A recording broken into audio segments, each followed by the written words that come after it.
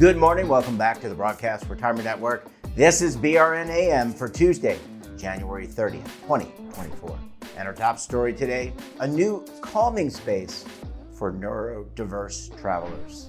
Joining me now to discuss this and a lot more, Kathleen Marshall is the Director of Program Services for Anderson Center for Autism. Kathleen, it's great to see you. Thanks so much for joining us on the program this morning. Thanks for having me, Jeff. It's a pleasure. Yeah, and I love this story. We have covered, as I was telling you off in the green room, I guess, there is a virtual green room, that we've covered diversity before. And we like this topic a lot because a lot of our audience may have relatives or people that are neurodiverse. What struck me about this story is travel. And I want to start off by asking you, how difficult can travel be for those of us that are neurodiverse, and what does that look like for them? Sure. It can pose a really great challenge for people. And I can tell you, I was traveling in the last few months, and I tried to put myself in that place. I'm an anxious traveler to begin with. I don't really like it because I'm a control freak, and I feel like I'm not in control. No, you're not. Go TSA and everything. Anyway, I'm sorry. Go ahead. Exactly. So I really tried to make note of the sensory input that I experienced while I was in the airport. So think about just the noise level. Everyone is talking. The announcements are constant, and that diverts your attention. I was very worried about getting to the gate where I needed to be. So visually, I'm searching for information that's applicable to me, but there's visual input everywhere, signs everywhere, right? Many of the signs don't apply to me, so I'm searching for the applicable information. I can smell food from the food court, right? Which then makes me hungry. With that, then I'm thinking, do I have time to go to the line? No, I don't have time to go. So there's all this happening. And if you're a neurodiverse individual, you're experiencing that on even a higher level than in which I did. So it's really important for all of us to think that way and to try to think of ways to make travel easier. Because we want everyone to be able to live and enjoy life, and travel is part of that.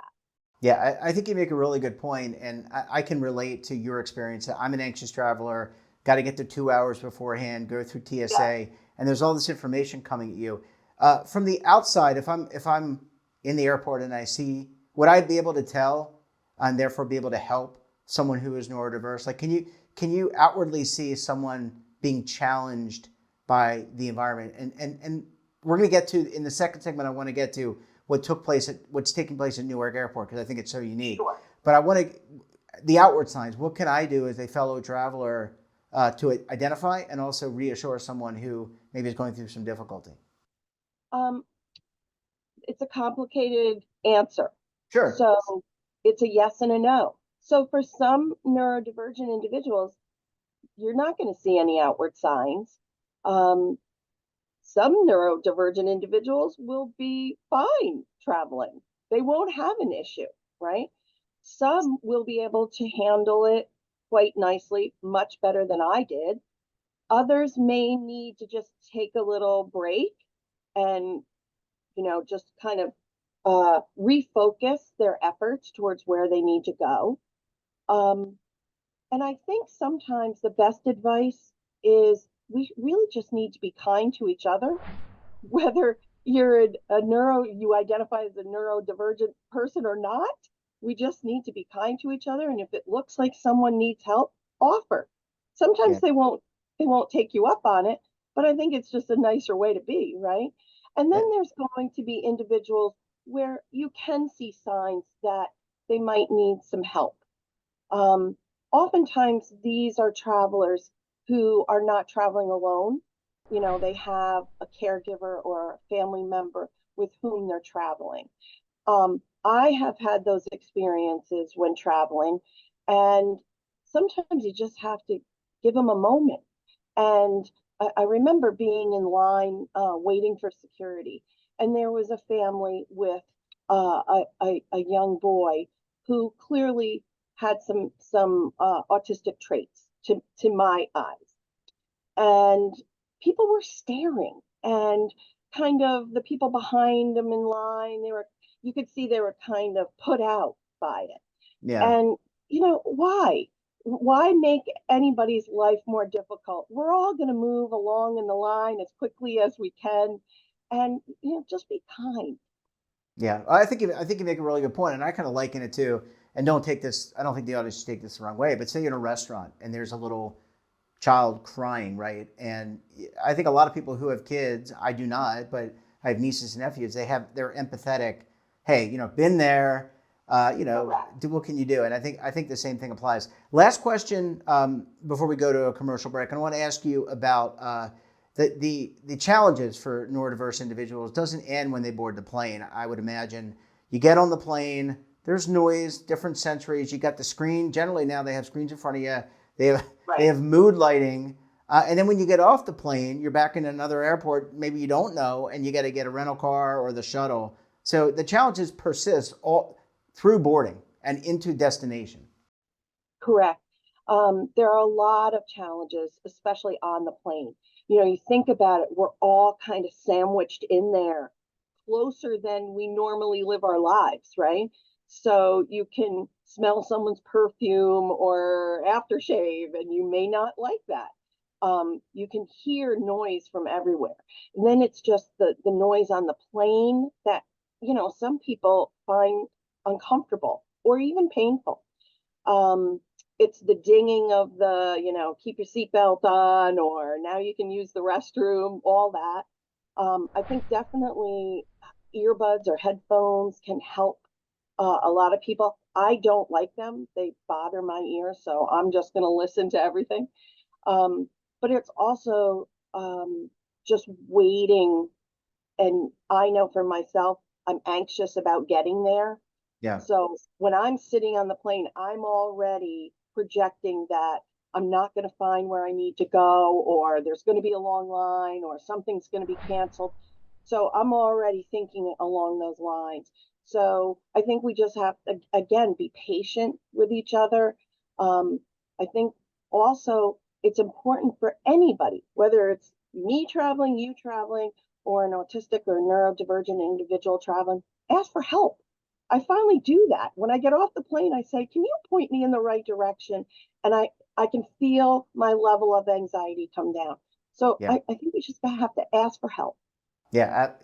I agree, and I think there's a little lack of, or not a little, there's a lot of lack of tolerance today and among people and our fellow citizens. Kathleen, as I said, I want to take a very quick break. When we come back, we're going to talk about a unique development at Newark Airport. I think you're going to want to stay tuned right here on BRN AM.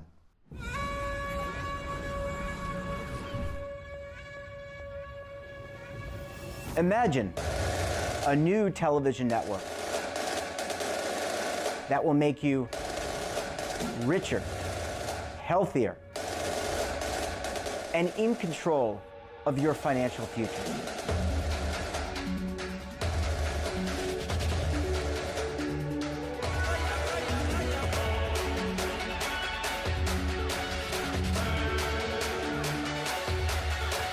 This network is for the policewoman in Nashville, Tennessee, the baker in Dubuque, Iowa, the teacher in Lexington, Kentucky. We want to make the idea of savings and retirement culturally relevant. But what do you see as a defining issue of the midterms? Especially for the smaller businesses. I mean, they are the lifeblood of the American economy.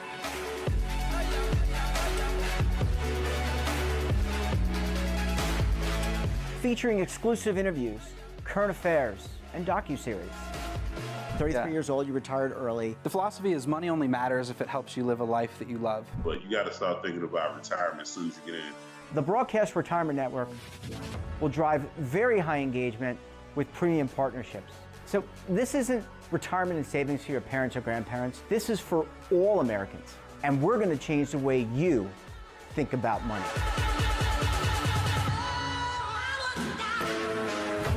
Welcome to the next frontier of retirement and savings. This is BRN, the Broadcast retirement network.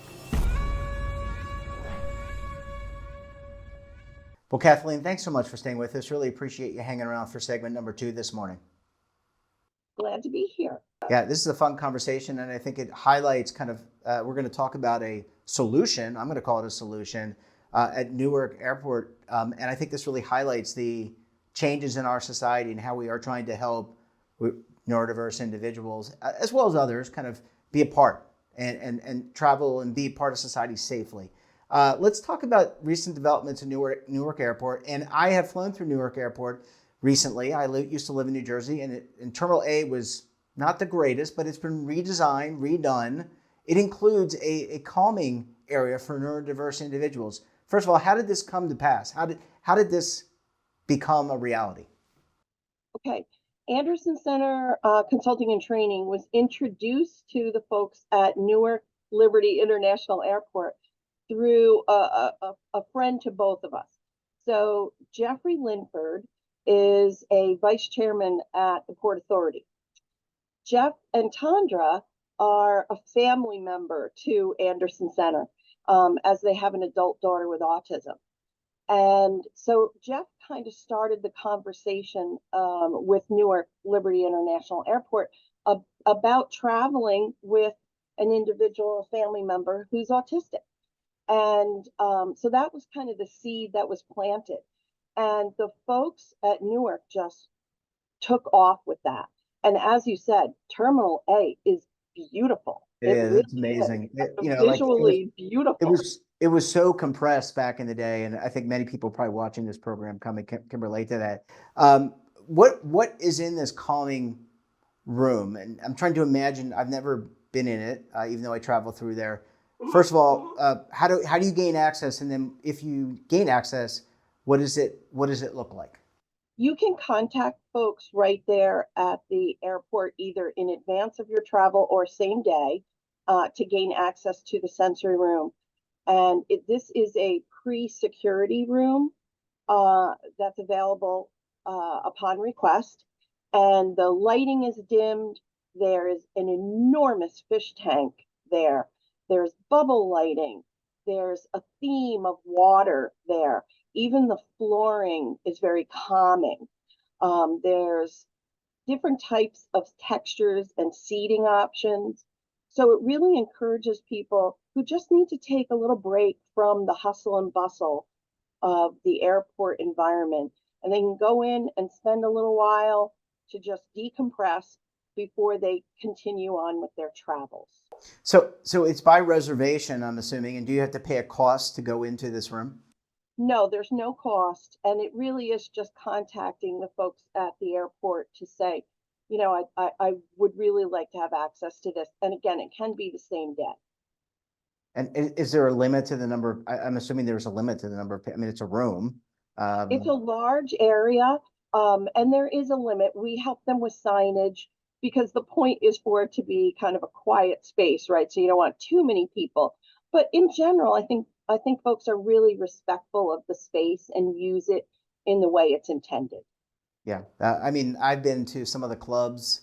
There's the United Club and the Delta Club Right. and all that kind of stuff. But that's very loud. That is a carryover. Yeah. Last question for you, Kathleen. Newark, I think, really is at the trailblazer here.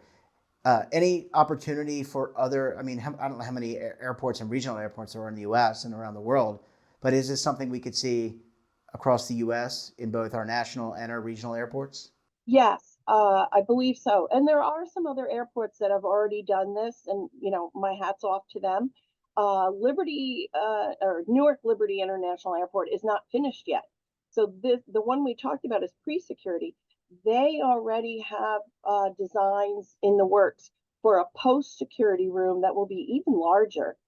So they're really investing into this support.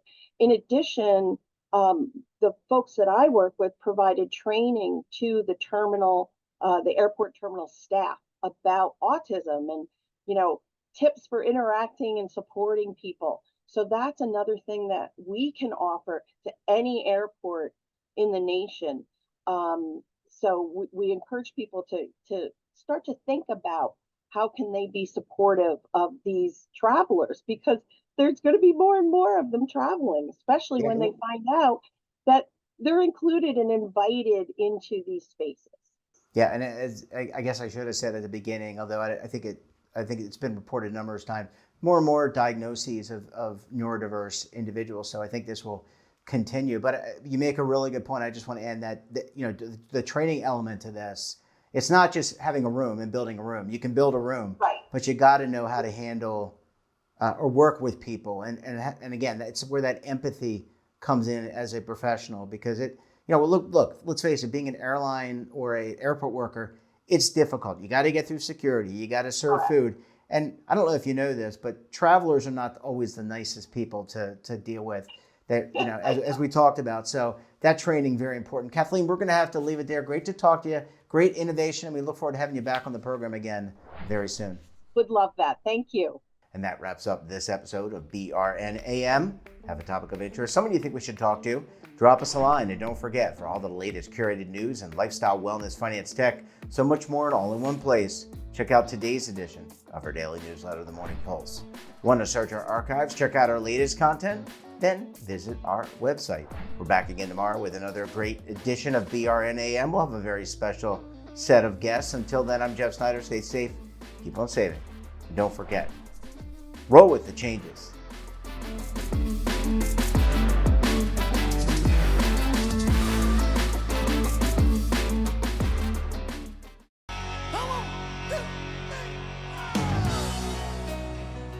Now is your opportunity to co-create content around any topic on the First Lifestyle and Wellness Network. Reach a global audience through our platform and co-own exclusive branded content.